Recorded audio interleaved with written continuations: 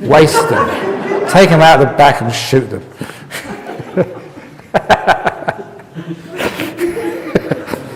Yeah, they don't deserve to live, do they? Those irritators. No. That is not the way to get rid of people who irritate us. Because sooner or later, if you deal with people who irritate you that way, you'll actually face yourself, and you are the person who irritates you the most. So you'll have to deal with yourself the same way. Beat yourself up, shoot yourself, take you around the back, get rid of you.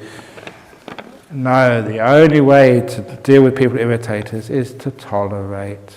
And the way to tolerate a person is to think of all the other things they do, not just the irritating things, but all the beautiful things they do. Don't just look at the 2 bad bricks in the wall.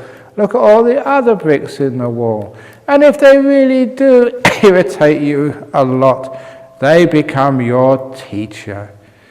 When first few months in Thailand, the mosquitoes would irritate you so much, and it was worse for the Western monks. We used to get bitten maybe 10 or 20 times as much as the Thai monks did. I didn't understand. At first I thought what it was. Now look, if you were in Thailand, you are lucky because you've got hair on your head. And you see what I'm supposed to, if it's in Thailand it's so hot, we have the bare shoulder. So literally, we had more seats at the dinner table for the mosquitoes. More of them could get on you because you had more exposed skin. And number 2, there was the very first time in Thailand that there were Westerners in that area. I went to many villages. I was the first Western, the first white man they'd seen in the village, let alone a monk. So that was the same with the mosquitoes. It was the first time there was Western food in that area of Thailand.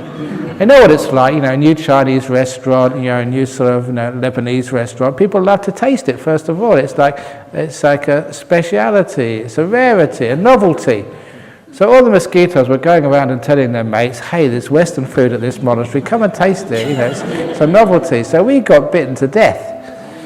And we complained to Ajahn Chah, look, can't we get some repellent? Can't we get some mosquito coils? Can't we get some mosquito nets? Help us, look, we're getting bitten to death. And Ajahn Chah told us, from now on, you call those mosquitoes Ajahn Mosquito. They are now going to be your teachers, not me. And it's true, you learn a lot from irritating things. So, if life wasn't irritating, there would be no reason to meditate. You wouldn't be here, would you?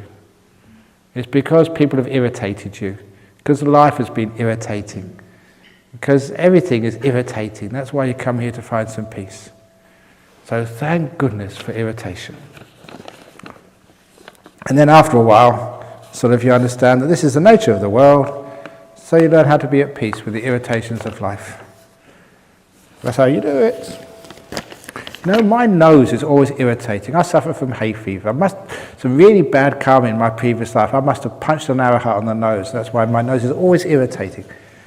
So, I suffer from hay fever, and you get sort of irritated nose every now and again. And what I really, really want, and I don't know why you can't get this. There's a doctor over here.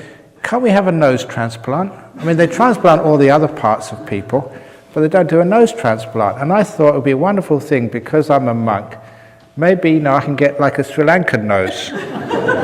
And that would just show my respect for Buddhism, like a nice black nose on a white face. That would be really cool. No one has done that yet before, and I think that would be wonderful. Or maybe like an indigenous Aboriginal nose, because I live in Australia. That would be great on a white face, and that means I wouldn't have this hay fever anymore. So if you can do that, please book me in. At what age can you start to teach children to meditate?